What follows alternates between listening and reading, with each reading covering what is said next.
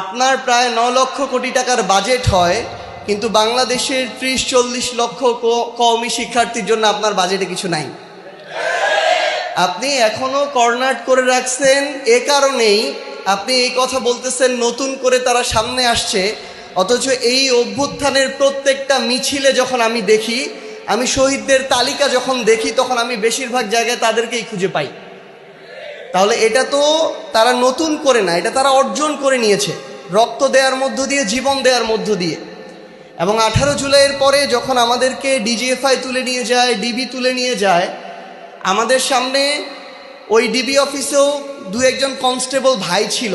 আমাদের কাছে যেহেতু ফোন ছিল না, টিভি দেখতে পারতাম না, সংবাদপত্র দেখতে পারতাম না, 2-1 ভাই মাঝে মাঝে এসে তার ফেসবুকটা স্ক্রল করার সুযোগ দিত।